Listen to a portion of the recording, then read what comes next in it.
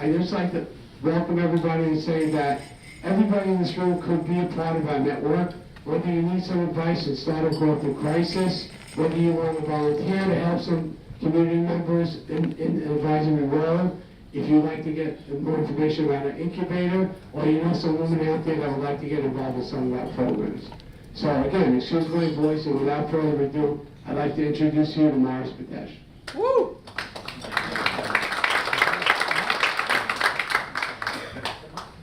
Can everyone hear me in the back?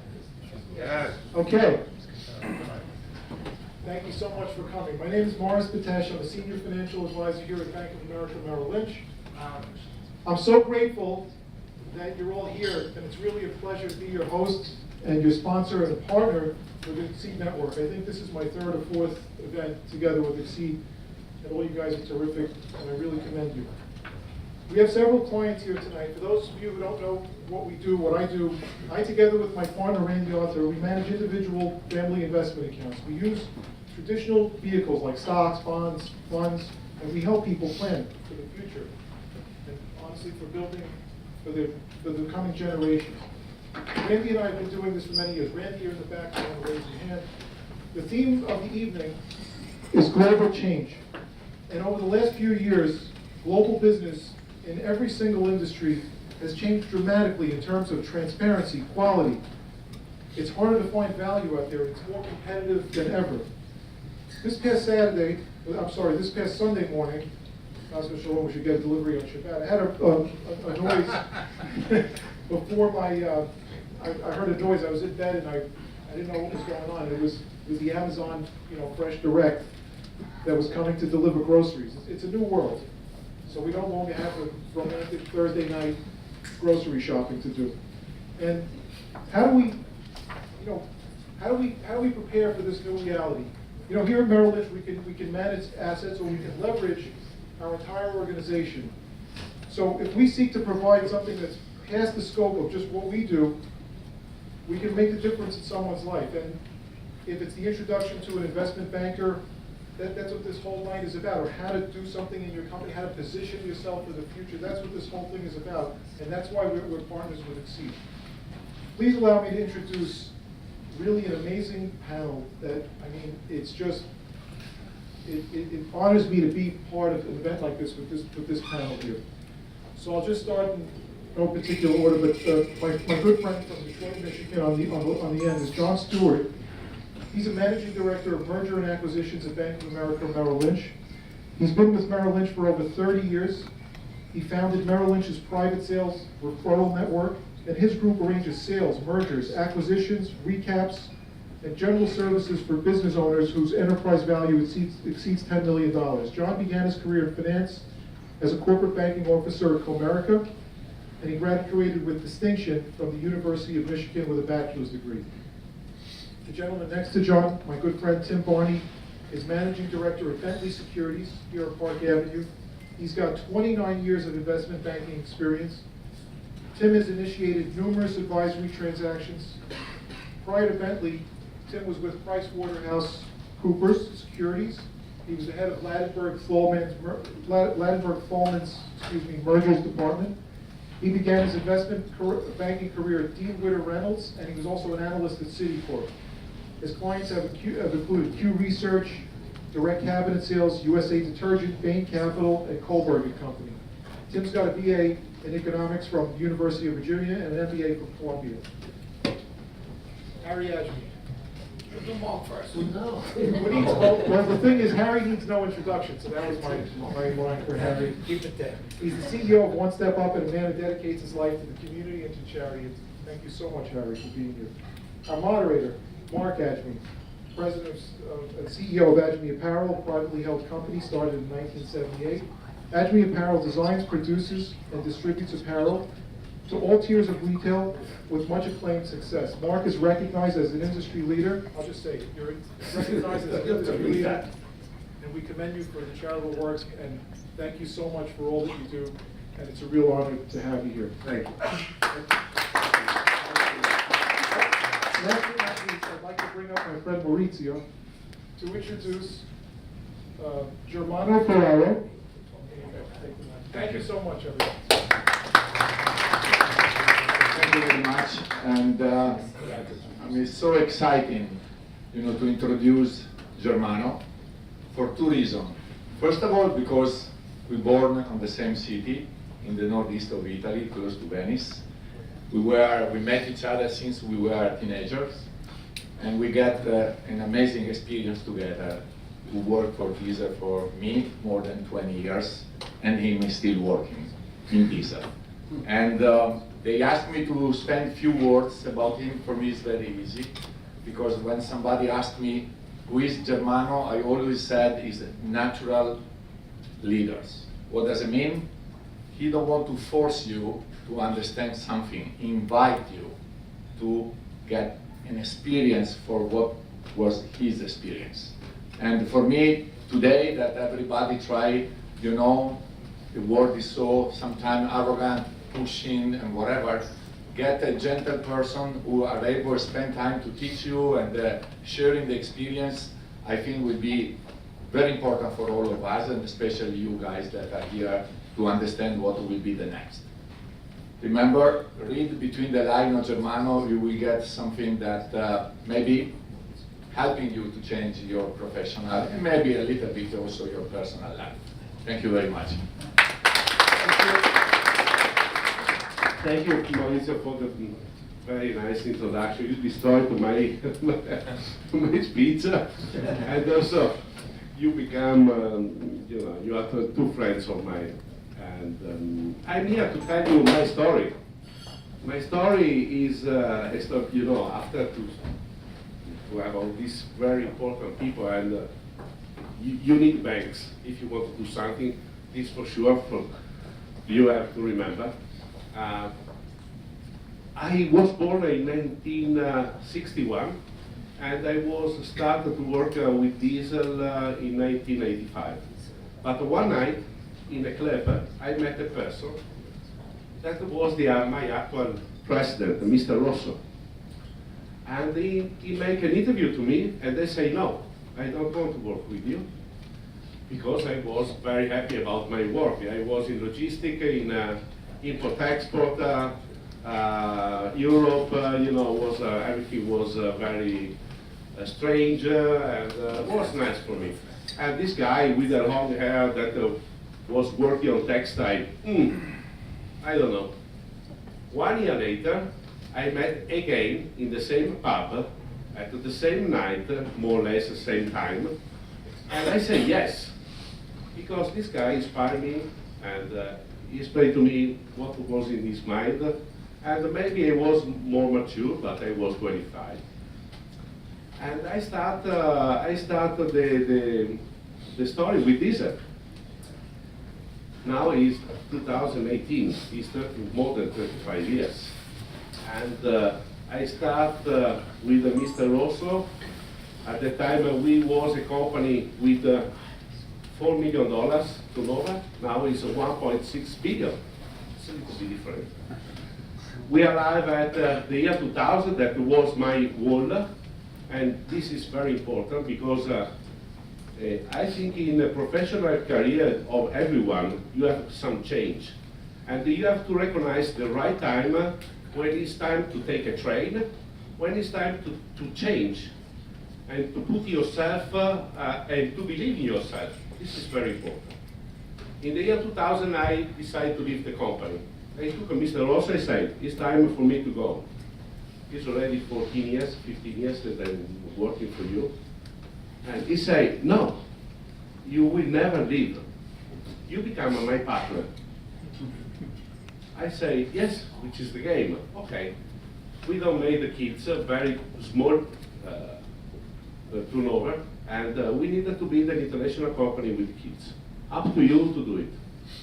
I say yes, and now after 18 years I'm here, and I'm shareholder of the company within me and Mr. Rosso, and I'm very happy. So, what is the meaning? You need to understand which is the moment and trust yourself. Maurizio talked about the leadership. There is two kinds of leadership that you have to recognize.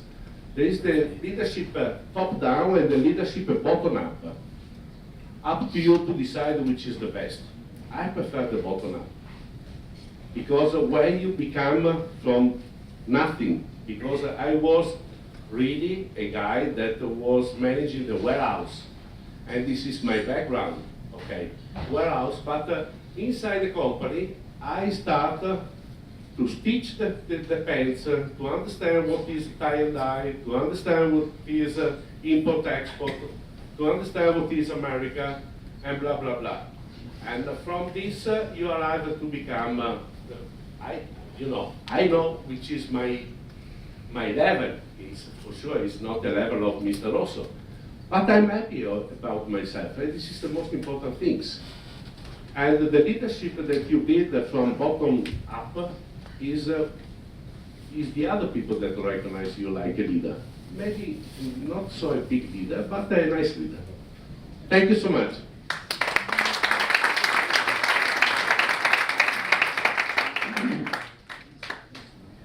Okay, thank you very much, Germano, and I also want to just thank everyone for coming.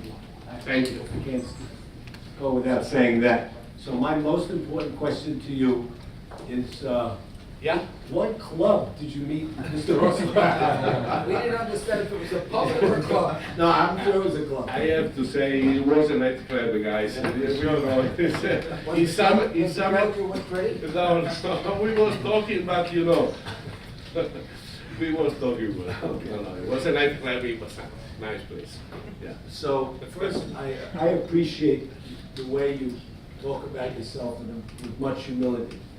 But I want to ask you, like, a lot of people here, young people, they want to know, and I often get the question, is what trait or what attribute do you have that you think delivered your success? What quality? I think I am honest, reliable. I'm a person that you can trust. I'm transparent. What I thinking is exactly what I see. And you need to, first of all, you need to be honest with yourself. Because if you are not, it's a very big lie, a very big mistake. Beautiful. So honesty. Yes, Very nice. absolutely. Thank you. Okay, I'm not done with you. So in your life, you also took risks. Yeah. You say, I'm leaving, I'm not, I'm this. A lot of people in their life, they take risks at a time and they regret it. They say, oh, I should have never left that company, or so on and so forth. When do you think, it's very hard because it's a personal question. Someone else might think, their answer might not be your answer. But when is the right time for a person to take a risk and put the stake in the ground and say, either I'm getting a partnership or I'm leaving? You know, it's up to everyone. There is not a formula. I cannot say from 25 to 35. For me, it was 40 years old. I was sick. I was 1 month at home, and I have time to think about myself. And I was out of that month full of energy, and I want to change my life. But you have to feel inside. It's something that you cannot. When it's time, you feel it. That's it. I have, you know, and from some professional reason, to be in one company all the life is something that is very limitative from my point of view. When I interview managers, I want to see a career. I don't want to see people that are working 1 year. I want to see people that has 5 to 7 years experience inside the company. I think a good manager can stay 5 to 7 years inside the company. He can do the best. Entrepreneur is different, very different. One last question. What was the most challenging thing to be in such a Diesel's a major player. You were there when they were small. Yeah. But to stay and be in a conglomerate, what I would call a conglomerate, what is the biggest challenge for you? For me, it's like a dream. I cannot. You love it. I'm completely in love. Okay, that's beautiful. Okay. It's the only reason why I still. You love what you do. Yes, absolutely. Beautiful. I said to Mr. Rosso, the morning that I wake up, And I don't feel that I want to go at work and I feel bad. You have to change the company immediately. Every morning when you wake up, you need to be full of energy and to push and to give 100% of yourself in order to achieve the goals. This absolutely. So my takeaway is honesty and passion. Absolutely. Beautiful. Absolutely. Thank you, Jerome. 100%. Thank you very much.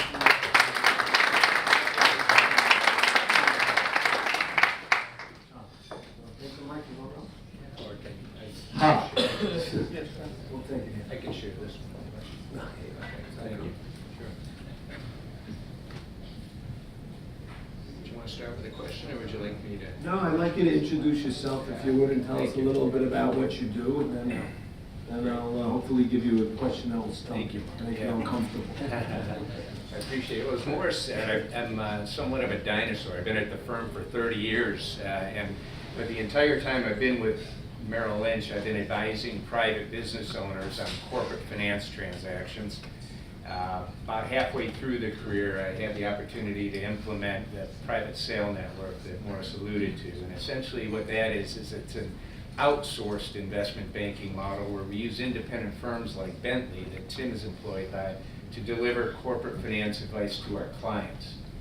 We built the business out of necessity in that the investment bank that's headquartered below us here in this building is focused primarily on serving larger institutional clients, whereas the wealth management division that Morris does a great job of representing, the wealth management division's finest clients are folks like you that are building great personal net worth and private business enterprise.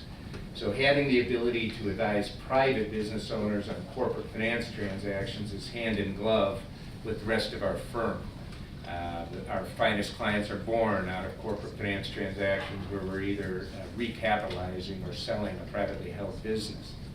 So my job, I noted that the title of our event here was Swimming with the Sharks, and I guess I kind of chuckled as I walked in because you generally don't want to swim with sharks, right? But if you do swim with sharks, you want to have somebody who has swam with sharks before, and to kind of level the playing field, I'll give you a better shot at emerging from that swim. So my job really is helping guide our clients through those processes because they are the most important processes a business will go through. Anytime you're raising money, faced with dilution, looking to recapitalize or sell and maximize that outcome, those are extraordinary events. So we built a business that gave us the ability to cover a broader bandwidth of value, serve the private business owner, and also the ability to hand pick those divers or those guides, and investment bankers in this case, who have very specific industry expertise to be able to help business owners prepare and manage a recap or sale process. Great. Thank you. So I bought a few companies in my day and so also. And some of the companies that I bought, they weren't ready to sell. They weren't planning to sell. They didn't think they needed to sell. So my first question to you is, if someone is strategic and they want to say, you know what, here I am, 2018, I want to build something with a goal of selling. So that's kind of my first question is, what are the steps or what are the precautions and things that they need to do to be very mindful and deliberate about their goals or their path? Yeah, I think that's a really good question, and I'll probably tackle that together with Tim here through Q&A. But you know, I think the one thing, maybe the most important, most common advice we give business owners who are kind of looking down the road is to step back from the daily kind of COO of the business and become a chairman of the board and look at the business as an investment. Make sure you understand how other people might value that company. Make your, get out of the grind of hiring and firing and buying and selling, and understand maybe how your industry is valued in others' eyesights. Work to make yourself less relevant to the daily business, to make the business more transferable for that ultimate day when you are thinking about selling.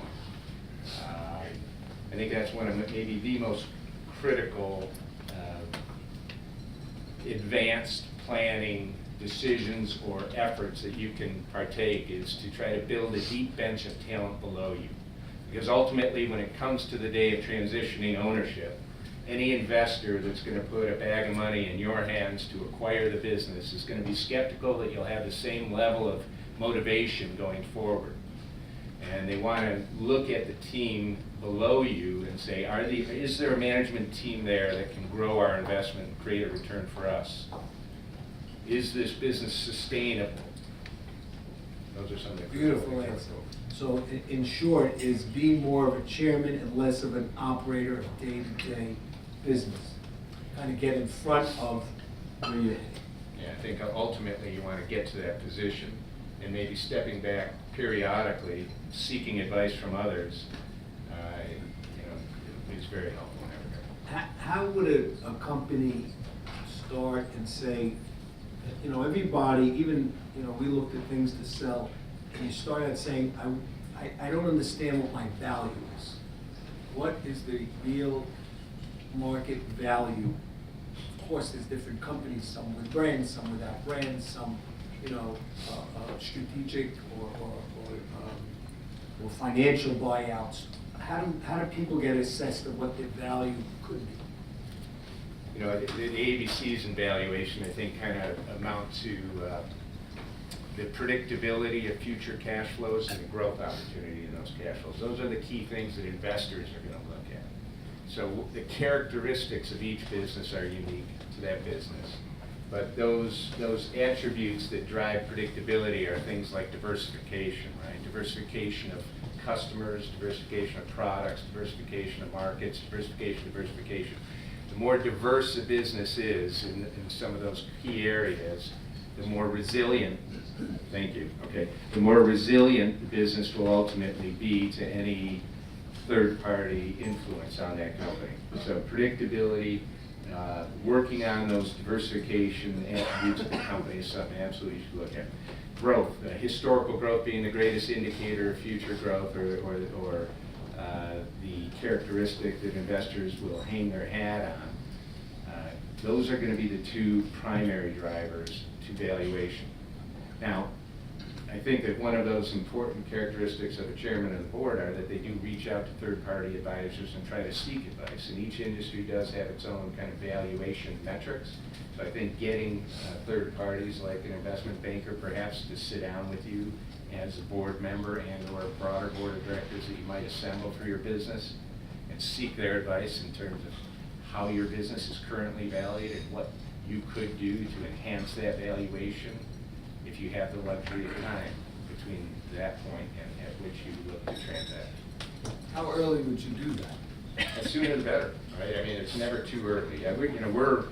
I'm speaking to business owners sometimes 5 years before I'm helping them through an actual transaction. Other times I'm speaking to them 7 months before the transaction, and we immediately know that it is an appropriate time to approach the market.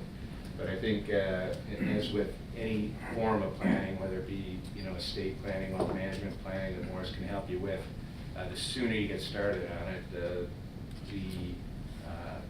time is in your favor. At that point in time, they have an opportunity to enhance valuation and a more likely outcome and saleability of your business and so on. Great. Thank you, John. Tell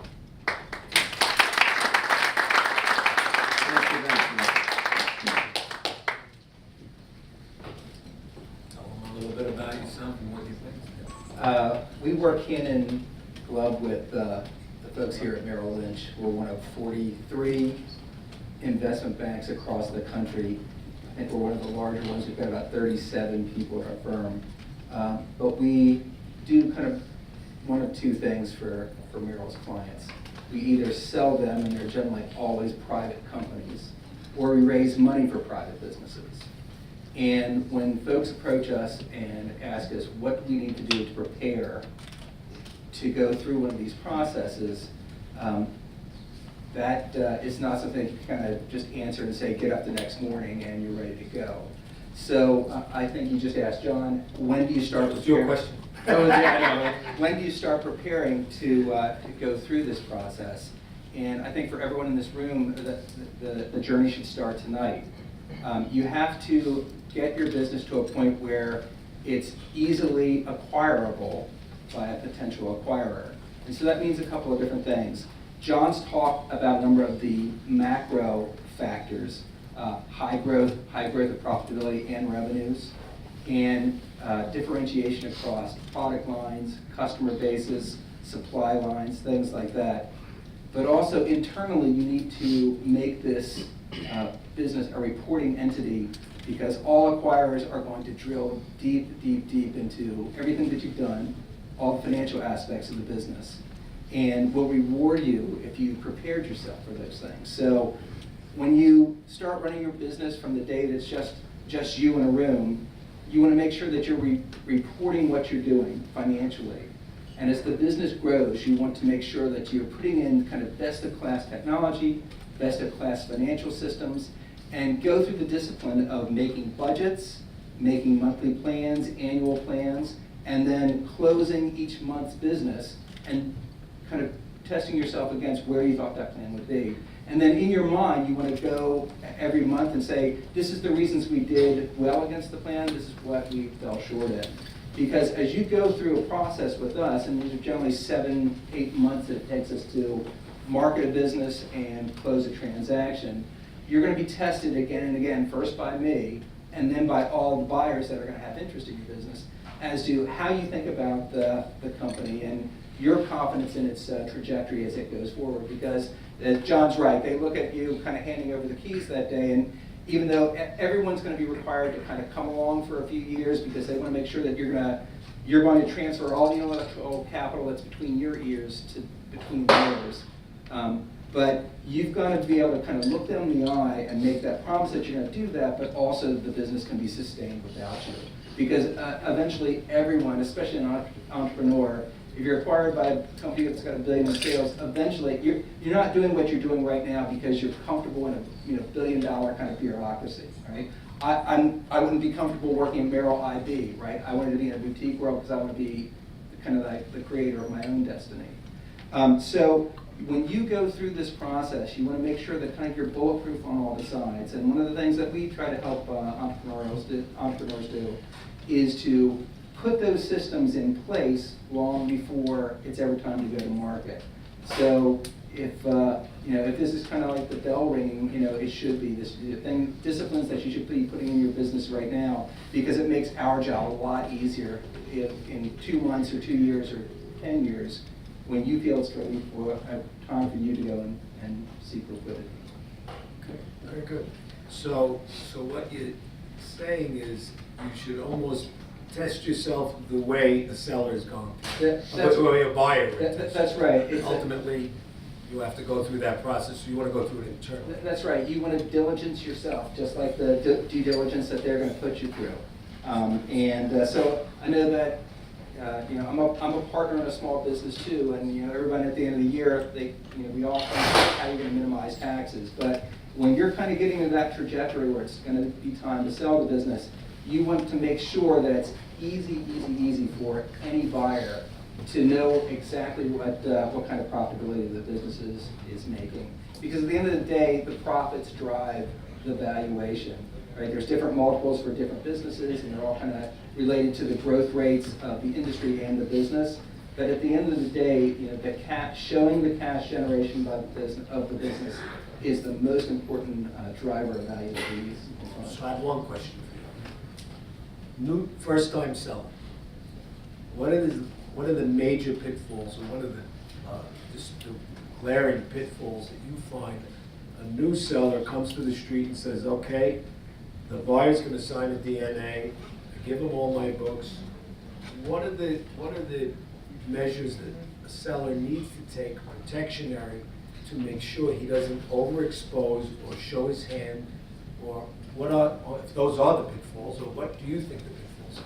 Well, you've got two paths. You can sell 100% to a strategic acquirer, or you can do a recap with a private equity sponsor where they kind of buy 2/3 to 85% of your business, right? The trouble with selling to one of your competitors is that your trade secrets are going to be known before they close that transaction. So in our process, and most good investment banking processes, what we try to do is disclose increasing amounts of information about the business to decreasing numbers of potential acquirers.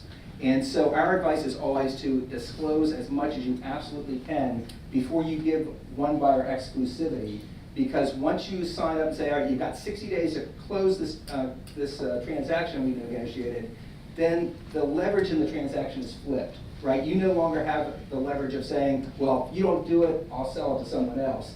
And they're kind of come inside and do everything, and you need to make sure that they get across the finish line.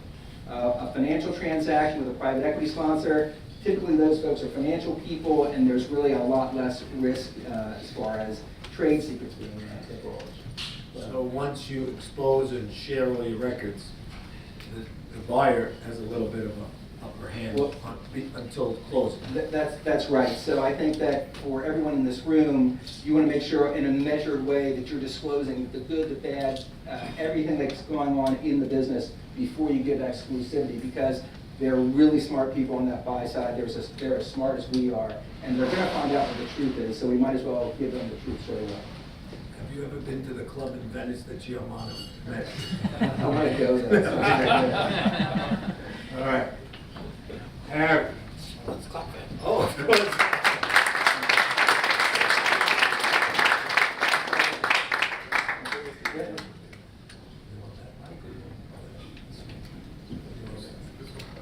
That's nice. Never had that. I always have something in my hand, Okay. even a lollipop.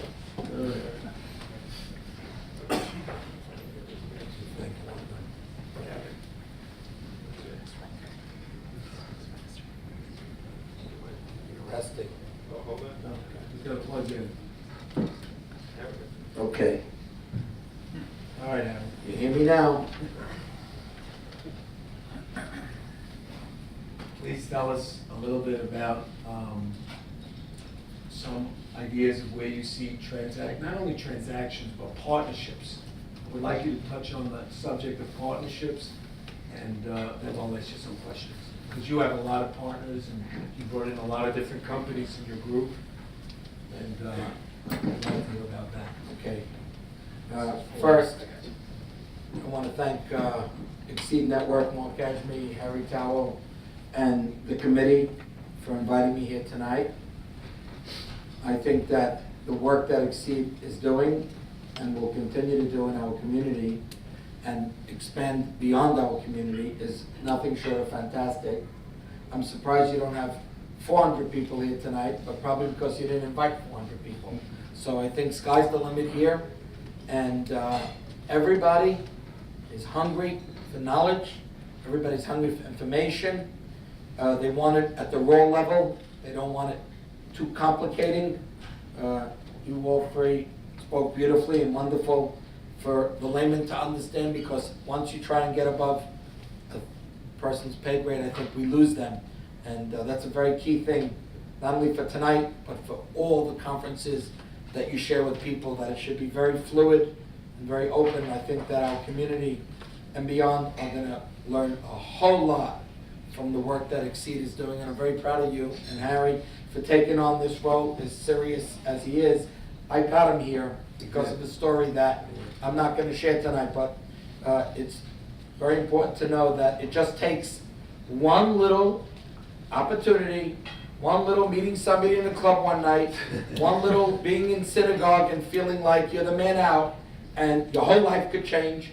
And then from being a taker, you become a giver. So I tell everybody here, look out for that opportunity, keep your antennas up, because everybody is capable of reversing their roles and saying, what are they going to say about me when there's nothing to say, instead of, I got a whole lot to say about you now, because you took on the challenge and you ran after an opportunity to exceed, and you're making a difference. What was your question? I forgot. I did. I forgot. Mike doesn't work. Okay, is mine not working? I'll talk louder. Are you not hearing me? No, you're perfect. Okay. So anyway, what I want you to touch on a little bit about is partnerships in your business. Yeah. You brought in a lot of different groups, a lot of different teams, from nephews and different. Outsiders, too. Outsiders Yeah. in, Right. and just touch on what that experience has been like for us. Okay, thank you. So, I'll just touch on it like you said, but it's really, it's in more depth than that. The first thing for someone like me at One Step Up is knowing that every opportunity, and I've learned that now, every opportunity that you're gonna give somebody, whether they have a great credentials, a great resume, whether it's a person that was recommended to you, they're not always gonna work. Not every opportunity that you take on is gonna work. So for you, people that are on my side of the fence, just expect that, know that, and embrace that too. Because as long as you make more good deals than otherwise, then you're ahead of the game. Now, what I feel very strongly about is people. I think the most important thing about going into business with somebody, whether it is a partnership, a profit sharing, we've all heard that word many times, giving somebody an override, giving somebody even an extensive commission and a bonus plan, they're all, to me, they're all intertwined, because the key is that the person that you're bringing in needs to be happy, they need to feel fulfilled, they need to know that they're giving this opportunity a real good shot. And if you don't give them that opportunity, one of the things that I fear that hasn't happened to me, probably because of the way that I approach people, is the revolving door. So for any executives that are out here, just know that if you don't give the person that you're across the table with a real sense of caring about them and giving them the right chances, they're not gonna end up staying with you, and you're gonna have them exiting, or you'll exit them because of not feeding them the right information. That's the second thing that I believe, Mark, you gotta be honest. You gotta be completely honest and transparent. You must tell that person when they're coming on board what your role is gonna be, what their role is gonna be. I'm gonna do the. Let's talk about that. Yeah. Let's talk about that. So, what I heard is it's most important that you're getting the right people. Yeah. Relationship and who you're bringing in is critical. Question I have for you is, do you have a formula or a set thing where you say, you know what, you run the day-to-day, you could run that little division for me or that business that we acquired, and I don't really need to be involved day-to-day. But you need to deliver, as Tim would say, on the numbers. You show me a plan, you deliver on the plan. Is that your formula, or are you involved in 7 or 8 businesses on a day-to-day? Right, so I'm involved in many more than that, and most of my time has been going and given to the community. So even in my case, I'm the wild horse out there. But, and I meant that with total humility, and I think that that's a very important thing for executives. But if I'm doing that, and when I'm doing that with people, I think that their honesty and your honesty is gonna make for a better partnership, Mark. I think that them identifying the roles that they need to play, merchandising, sales, marketing, product development, traveling on the road, in any type of business, those things are inclusive. In my case, I don't want them to expect anything more than what I'm gonna deliver to them, which I believe is a key to a business partnership. It's been working for me, and people have to really appreciate and embrace that, because I'm gonna always do less than they are. But finances, back office, I think back office is today a tremendous key to somebody coming in that's very talented, young, middle-aged, wants to really make it. He's gotta know that there is somebody behind him, that when he says, I'm gonna open up a letter of credit for Walmart's order for $1 million, he better damn do that, because then you're affecting his life. So I think that there has to be that real trust between the relationship of who's coming on and yourself. So the partnership and who's responsible for what needs to be very clear. Identified at the beginning. Do you, is that? Oh, one more thing, one more, it's part of your question. So, I personally, in the beginning, this is a very key thing. In the first year, I think projections, and I even believe in the second, are hogwash. I don't believe in them. I think they're just numbers.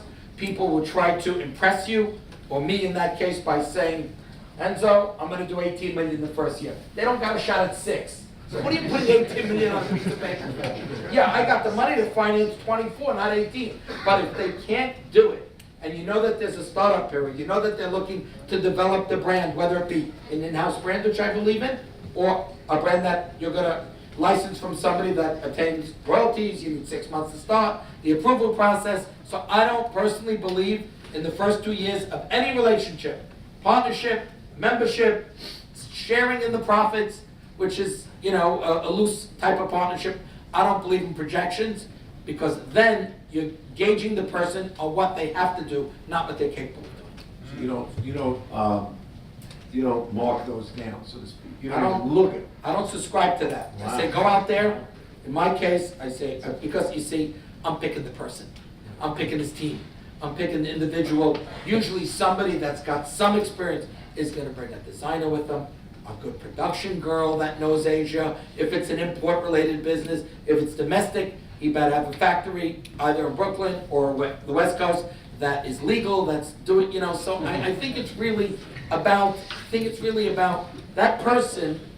And you see, the reason the projections also, and we'll move quickly, is not something you should monitor, because if you picked right, and you like that lady, and you're gonna run a business together, you know she's gonna give it her heart. She's gonna give it her all, right? It's her life on the line. So instead of having her look at numbers and say, oh my God, I didn't meet my March, it's not necessary. Go out there, give it your heart, Right, people. give it your all, be honest, be transparent, and I think that that's the way you build a successful relationship. And don't try to impress the person that took you in too much either. So it's not necessary to, I have 2 more questions for you. The next question I have for you is, how detailed is that agreement in writing as far as a partnership agreement, or are you looser? Because the community has had a history of partnerships being undocumented, and that's a really sore spot for me. I think there's a lot of, as you know, because you solve a lot of the problems, thank you. people don't have it clear understanding, as you said. So what is our understanding up front? What is my part, what is your part?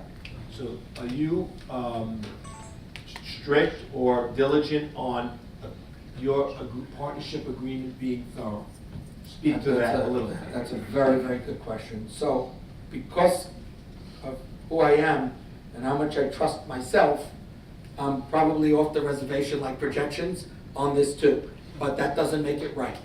It doesn't make it right at all. I think at the least, a person that's joining you, first of all, to all of you that would be wanting to join a company, you have to totally trust and believe that everything that I or Mark or the person on the other side is telling you, it doesn't matter the paper it's written on. If you don't believe that, exit stage left, get out. Because he's not the person or she's not the person for you. So that's the first thing. But to your question, more and more I believe that as long as an arrangement can be documented, to me documented could be as simple as a solid 1-page agreement. You can not believe how much you can get on a piece of paper that could state your roles, the percentage, what's gonna happen, if you're keeping equity in the business, if they're getting their share at the end of the year. It could all be explained. I tell everybody, I believe that at the least, you should have for yourselves to put away, and hopefully never, my father used to say, the worst agreement is the one that you have to look at every week. The best one is one you never look at again. You bury it, you put it away, because things are so good between your partnership that you don't have to look back. You're getting paid, your people are being treated well. So in a loose arrangement where you're starting a new division, somebody's coming on, I think a 1-page document to specify, we're getting older, our memory's not, I know I told you that. So yeah, I agree that a document should be done. Should you go to attorneys and go to the next level? If it's a true partnership or an acquisition of someone that has a business, damn right, there should be some type of document, a membership agreement stating all the facts. You shouldn't get overly caught up with that either, but it is important, and a person is deserving of knowing if that's gonna make them feel better, then Harry Ashby or Mark Ashby's word, or Harry Towell or Eli Yedida or whoever you're joining, yes, go out, spend the diligent time, but don't get too caught up with that, because that also, those documents, you know, they're reasons for war. You know, you told me this, you said that, but if you didn't write it down, then it's not something that, And there's also always the issue of, delivering that. I mean, okay, it says that. Yeah, no, you- Now go sue me. yeah. So the more you put on paper, the more the partnership agreement says. You know, nobody should also be able, I've seen it twice this year in cases that I resolved, but Hashem, we were able to, come to conclusions. In both of these cases, there was I can fire you if you have a green tie on St. Patrick's Day. And I think that that's crazy. Nobody should sign an agreement without clear stipulations that you've committed fraud, you've done something else that's not right, that you should stipulate conditions of seeing the dog. Yeah, you should not ever sign a document that says, just because I'm the boss, that I could fire you at will. I don't think that that's fair. I don't think that anybody going into a relationship with someone else, I don't care what their reputation is, they should yield to that. If that's what his requirements are, I'm not your guy or gal. Thank you, Harry. So I wanted to say a couple of more quick things. Okay. All right, very, very briefly. I know that, we took a lot of time with me. First, I totally believe in sharing. I think that no one person can do it all, especially if you have aspirations to do other things in your life, like golf, help the community, do charity work, whatever else is in your, repertoire. You gotta be able to know that you're not giving, you're getting. And to everybody that's looking to make a deal, don't be picky, don't be too greedy, make the right deal. If it's a 25% share, if it's 2% commission, or whatever it is that's in the arrangement, go for it, because that could always be altered, it could be changed. But I think it's very important that you, both sides, stay fair with each other. I think respect in the workplace, once you get there, paramount, key. You gotta know, companies have rules, they have regulations. You can't go playing around and doing the wrong type of stuff in an organization. I feel that men and women should be treated equally. And I'm not a Me Too person, but I think that they should be treated equally. I've learned so much from my father, time is short, but I will tell you something that I've adopted for myself. My housekeeper, and I have two of them in the office, she is treated with the same respect as 12, 15 vice presidents, sales manager doing X amount of millions of dollars. I don't care what position you have in an organization, you must treat everybody with equal respect, even if their salary is far less than the next person, even the next person is a star. They have a family, they have a job, they go home and they need to be treated with the identical respect that anybody is on the highest level in an organization.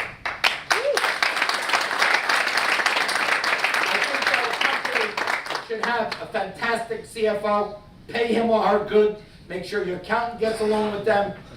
If you're going partners with me in business, make sure that you get access to them. None of this stuff, no, only Harry can look at the numbers, he'll show them to you at the end of the year. BS. You have to be transparent to your partner, you have to allow them to see everything, and the only way is up front to make sure that they know that the CFO is going to be giving me, not me, the partner, my numbers, daily, weekly, monthly, quarterly. If it's profit sharing that you're allowing, they should also be able to see that, good, bad, or indifferent. I think a good accountant, everybody should meet the accountant when you go in partners with somebody. It's very good that they know them, the corporate accountant, not your personal accountant for your personal taxes. You should know the accounting firm, you should know how they're assessing the company overall, and not to get too much into our business, but to know enough that you're comfortable, that your division counts, it matters, and be honest to your suppliers. Everybody, be honest to your suppliers overseas. I found that it works 35 years ago. These people in Asia, don't look to find the edge. Don't look to find missing goods that are not there, damaged goods that weren't damaged. Don't do that kind of stuff. Be good to your suppliers overseas. I promise you will win 100-fold. If you treat those facts, they'll start to give you credit. They'll ship you goods 15 days early. You cannot imagine what will happen in business if you treat your overseas suppliers fairly. Lastly, your buyers. If goods are going to be late, if there's a problem in your division, you don't run back to Harry to tell him. You learn to be your own boss. You learn to call up that buyer, the divisional, wherever that might be, confront it up front, bad quality came in, don't sub it on your own.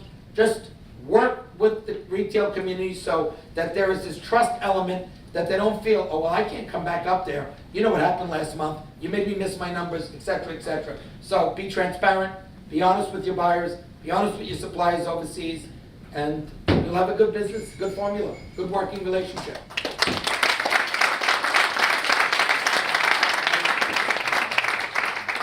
Harry, thank you very much. Our pleasure. You gave us more than we bargained for.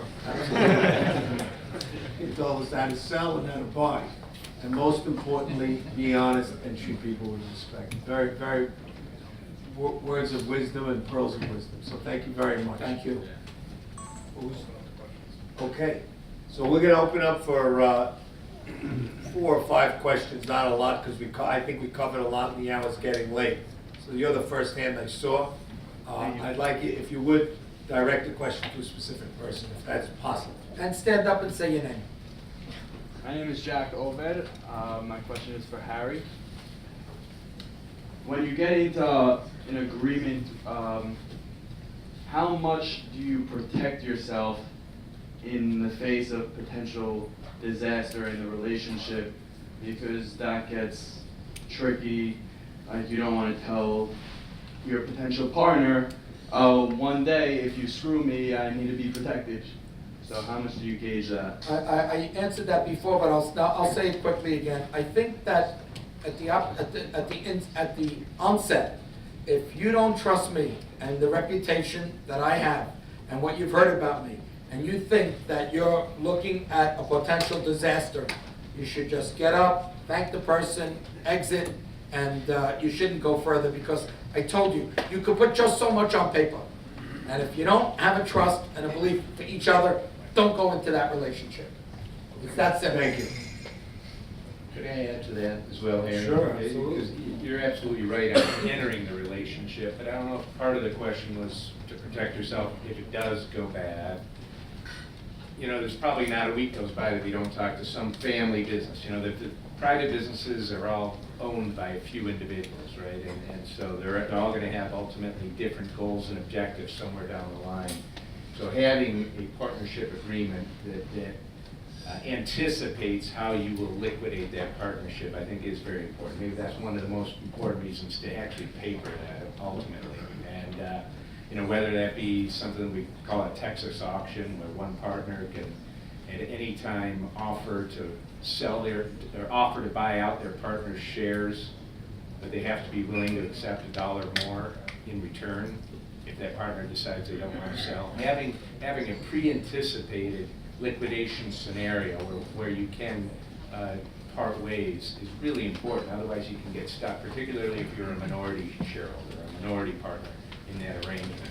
You definitely want to have that papered up front, just to make sure that you have a pre-anticipated method of breaking that partnership. Tim, do you want to add to that at all? No, that's it. You've got to have a way out, and you know, the best agreements are the ones you never look at. But sometimes you just can't tell. Things change. Life is a long time. But that's a great one, right? $1 more, it gets the other side, right? That's something like that, and your attorneys can pay for that for you pretty quickly. Another question? Go ahead, Sal. My name is Solomon Ballas. Question isn't directed at anyone specifically. I'm not sure who it pertains to most, but I guess what I'm thinking is, at what point do you give up on something or decide to continue? Or obviously you could just look at numbers, but I think you were mentioning something about having a feeling inside, where let's just say you have a small business and it's working, but you're having trouble raising money or your business isn't growing. At what point do you decide to give up or move on or continue with what you're doing or make a change? Depend on the project, the idea. This makes the difference. If you feel that the project and the vision is consistent, you feel it and is supported by a plan, by analysis. Thank you. You feel immediately that is your dream, And it's something that you can create. Okay. For example, when it was my time, at that time, year 2000, kids was really very low business, not a lot of brands. Now is the most biggest extension for every luxury market brand. Sorry, from Gucci to everyone. Everyone makes a huge, incredible business with kids. At that time, the idea was to build a multi-brand company. For example, now I have 5 brands, but I'm looking forward to have much more. But you needed to select and to complete your portfolio in the proper way. So it's the idea that makes the difference. If I understand you, I'm going to be very brief. If I understand you correctly, if you're in that position, there's a fourth option too, and that is to go and join a company. You have 100% of nothing when you're by yourself, and if you get 50% of something by having somebody that has experience, a back office, they have brands, they have finances, so why not, yield to that route versus closing it down because I wasn't successful? So, Which really equals selling, is what he's saying. What I want to say on that subject is, I like to always put like short-term goals and long-term goals and say, and not move the goalposts. Very simple. So if you say, if in 12 months from now, I'm going to be here, and my path is in 3 months, in 4 months, in 6 months, I'm going to make these short-term accomplishments. And when the 3 months comes, and the 6 months comes, and the 12 month comes, to move the goalposts out another 6 months, that to me is something that I think is a mistake that I see many people come for advice, and I see them a year later, and they're in the same spot. fooling themselves. Fooling themselves. So I don't think I can say to you when to stop, but I can tell you that I think you need to set the goalpost, the milestone, wherever you want to say, plant it and don't move it. And if you don't get it straight by then it's time to do something different. Right, so just to add on what I was saying, my question. So, for instance, for my company, right, we have a product that's built, we have a pretty decent sized customer base, but the reason why we can't move forward is our lack of funding. So given that situation. Go partners with someone. Try Or find some, that's what you need to do. You need to find Right, so at someone what point that do has you the give up on financial trying to backing find to that take you partner? to the moon. You have all the makings, you have a good product, you have a good customer base. You need money to finance it. There are people out there that will tuck you into their organization, make you a division of their organization, and I think that could solve it. It's easier said than done, but I promise you, there are so many people out there today that are in that position, that are willing to take on young, honest fellows like yourself, that are gonna put a hard day's work in. You're just not looking. Because if you're looking, you can find, or you're not willing to give up the share because you think you have 100% of something now, when you really don't. And a quick point to that point before, in a lot of cases, I just have to get this in, when somebody's becoming like Solomon, a division of a bigger company like Ajmi Apparel, or my company, the likelihood is that Mark or I would have the advantage. It wouldn't be an agreement where they're gonna go be able to shut you down or do anything. The benefit goes to the house, like the casino in Vegas. So I think that, I think that if we're taking on people that are promising us a lot and giving it a shot, then the agreement's gonna be tilted more to the house. So I'm only talking when it's not a full partnership exited from, Okay. the house. Thanks. Sorry, Harry. We have one last question. Go ahead. Germano, maybe I never asked you something about our life, but 20 years. I feel a very good energy inside this room, and people that want to share the vision and learning and whatever. We are really in the bad period, everybody having the, thinking about crisis, thinking about, my God, it's so difficult. I wanted you in few words, because everybody tried to see what is the next election. Why, in a company like Gucci last year, in the worst moment, they increased 2 billion in 1 year? They almost double the sales. The key of the success of Gucci last year was very simple. The vision of one man, Alessandro Michele, the creativity of him, and the full commitment of the management. very simple. To convince people like that, and the board of directors that I know somebody personally that is, very financial driven, to change completely the direction from A to Z is not, the trust needed to be at 150%. So, but they prove that with the new creativity and with the new product and with the ideas, you can change it, you can increase a lot. Was really a case history for me because a grow like they did last year is something that not so many companies can do it. They took risks. Yeah, very big risk. So but with a full commitment of the board. I'd like to add on that, not necessarily about Gucci, but I'll tell you this. If you consider the market in business almost a zero-sum game, because there's not growth double. There's not, no, the economy's didn't double, right? So they took the money from someone else. Absolutely. So surely, someone's growing, someone's losing. The question is, where do you sit on the table?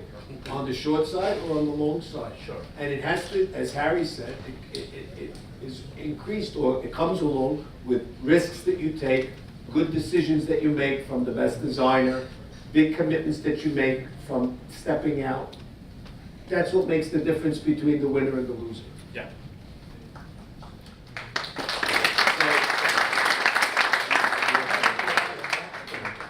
So, I think we're all, I'm sorry, we're all set here. We have to thank Sam.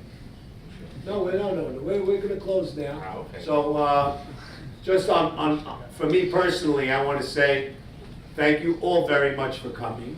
And really, I have to have a special thank you to Harry Tower, who put this together, and he did an amazing job.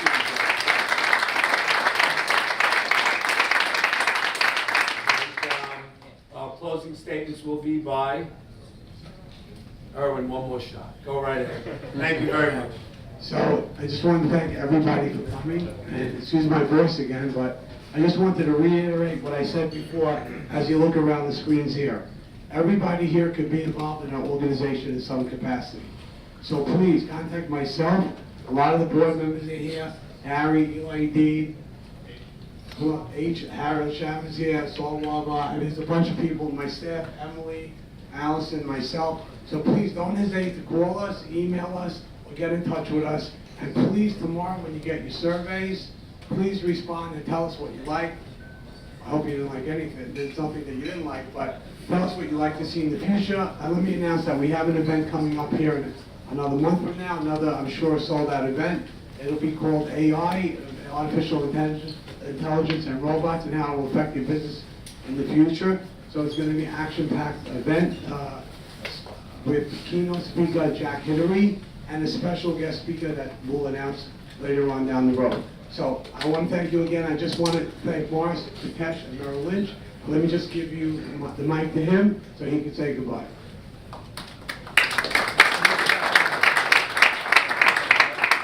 Thank you all again for coming. We got more than we bargained for with a world-class panel. Thank you, Germano, Harry, Mark, Tim, John. It was really, difficult to get everyone even, on a conference call together in the same room just to formulate. It was impossible.